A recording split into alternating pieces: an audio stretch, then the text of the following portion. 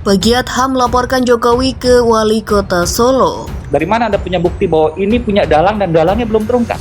Ya, di dalam amar putusan pengadilan misalnya disebutkan bahwa mendiang Polikarpus atau mantan Dirut Garuda Indra Setiawan adalah orang-orang yang tidak bekerja sendiri.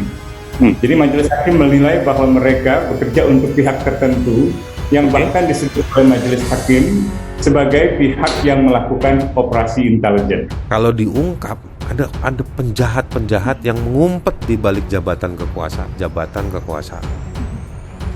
Gitu. Nah, kemudian dengan kekuasaannya itulah ya, baik jabatannya, institusinya, perintah-perintahnya, uangnya dia pakailah untuk membunuh Munir. Menurut laporan hasil TPF Munir, pembunuhan Munir itu adalah operasi intelijen. Nah, karena memang menggunakan fasilitas-fasilitas intelijen, misalnya agen itu sebenarnya kalau dalam bahasa Indonesia itu artinya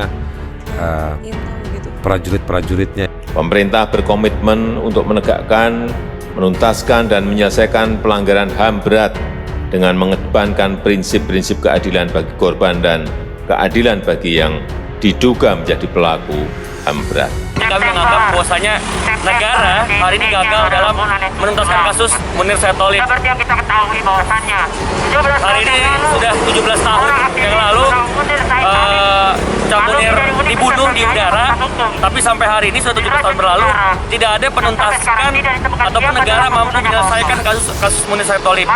Apalagi membuat kita sedih hari ini, pada tahun 2016 dengan entengnya, dengan mudahnya Jokowi itu mengumumkan bahwasanya dokumen kasus Munir Syaitonlip itu hilang begitu saja.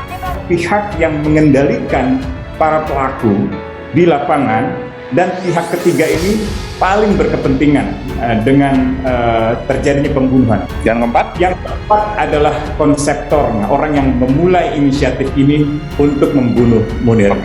Saya melihat bahwa kasus ini bukan tindak pidana biasa seperti yang diatur di dalam hukum pidana nasional, melainkan peristiwa pembunuhan politik yang bisa dikategorikan sebagai tindak pidana luar biasa. Demikian pula kalau kita membaca Undang-Undang Nomor 26 Tahun 2000 tentang Pengadilan HAM, ini juga bisa dilihat dalam sudut pandang kejahatan luar biasa untuk kategori kejahatan melawan kemanusiaan. Di dalam ketentuan pasal 46 undang-undang yang sama dinyatakan bahwa untuk kategori kejahatan yang seperti itu tidak mengenal kadaluarsa.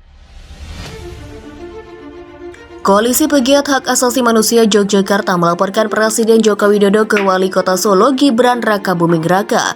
Ini terkait kasus masih hilangnya aktivis asal Solo Wiji Tukul hingga kini. Aksi pelaporan terhadap Presiden Jokowi sebagai politisi itu digelar di kantor Pos Besar Jogja kemarin 9 Juni. Laporan dalam bentuk surat itu dikirim menggunakan layanan Pos Ekspres ke alamat Wali Kota Solo melalui kantor Pos Besar Jogja. Koordinator Koalisi Pegiat HAM Yogyakarta Triwahyu KH menyatakan pelaporan itu didasari pada pernyataan Jokowi tepat 9 tahun lalu yang saat itu masih menjadi calon presiden pada Pilpres 2014. Saat itu Jokowi masih sebagai politisi dan belum menjadi presiden, dan saat ini kami melaporkan Jokowi sebagai politisi ke Wali Kota Solo, ujarnya.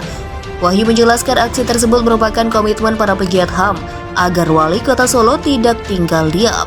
Aksi juga untuk menggugat politik janji yang sudah dilakukan Jokowi.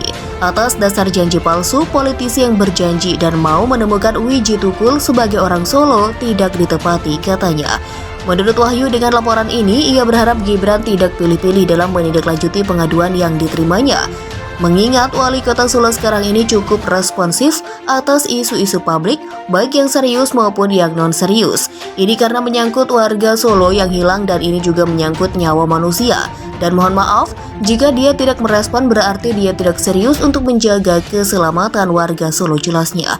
Wahyu juga membeberkan komitmen dari Presiden Jokowi sejak 9 tahun lalu masih nihil dalam pencarian atas kasus Wiji Tukul, di mana janjinya mencari dan menemukan Wiji Tukul hidup atau meninggal bebernya. Ia juga menambahkan dalam satu kesempatan Jokowi pernah bilang jika Wiji Tukul dan mendiang istrinya Dia Sujira alias Sipon adalah teman baiknya.